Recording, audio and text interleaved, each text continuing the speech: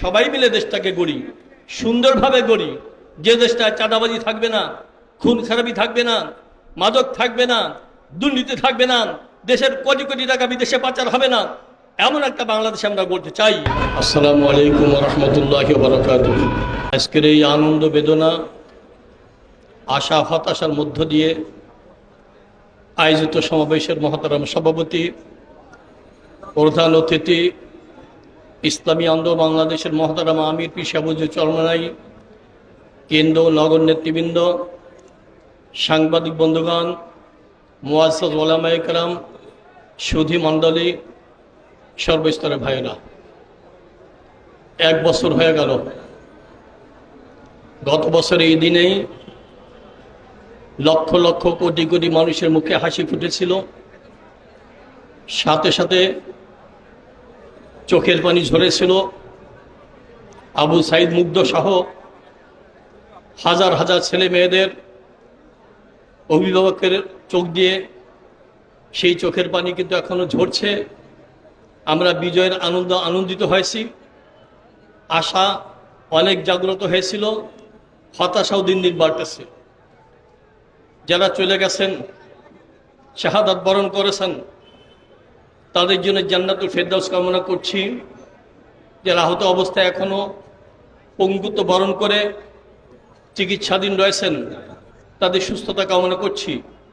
আর যারা অভিভাবক আপনজন হারা হয়েছেন, আমরা তাদের জন্য দোয়া করি, আল্লাহ পাক তাদেরকে ধৈর্য ধারণ করতে তৌফিক দান করেন।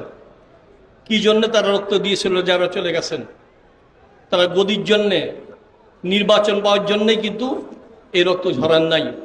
দেশের মানুষ তারা তাদের অধিকার খুঁজে পাবে, বৈষম্য দূর হবে, সুন্দর একটা বাংলাদেশ গড়বে, এই আশায় তারা রক্ত দিয়েছিল।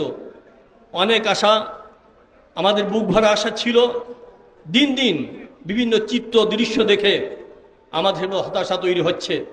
আমার ভাইয়েরা, আমরা বিশেষ করে ইসলামী আন্দোলন বাংলাদেশের মহতারাম আমির বারবার একটা কথাই বলেন, আসুন সবাই মিলে দেশটাকে গড়ি, সুন্দরভাবে গড়ি, যে দেশটায় চাঁদাবাজি থাকবে না, খুন খারাপি থাকবে না, মাদক থাকবে না, দুর্নীতি থাকবে না, দেশের কোটি কোটি টাকা বিদেশে পাচার হবে না, এমন একটা বাংলাদেশ আমরা গড়তে চাই।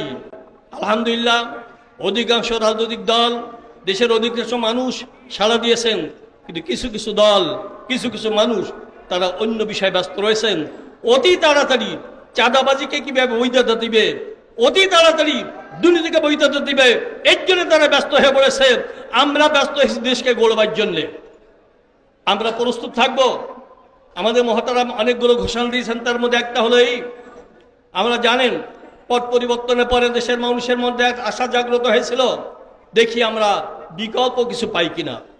অনেক শাসন দেখেছি, অনেক সরকার দেখেছি, কেউ মুক্তি দিতে পারে নাই, শান্তি দিতে পারে নাই।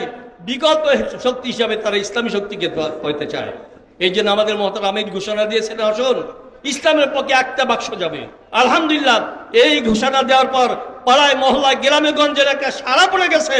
আসুন আপনারা গেলে আসুন, এক জায়গায় আসুন, একটা বাক্স দেন, আমরা দেখি পরীক্ষামূলকভাবে হলেও আমরা বিকল্প শক্তি দেখতে চাই, ইসলামের উত্থান পেতে চাই।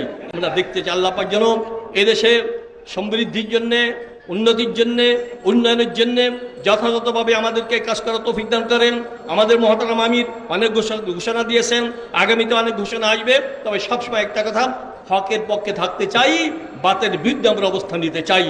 এই জন্যে আমি যে কোনো ঘোষণার জন্য অপেক্ষা করব। আল্লাহ পাক আমাদেরকে দেশ গড়বার জন্যে, দেশের উন্নয়নের জন্যে, অগ্রগতির জন্যে, স্বাধীনতার জন্যে, সার্বভৌমত্ব রক্ষার জন্যে মেহনত করার তৌফিক দান করেন। আমিন।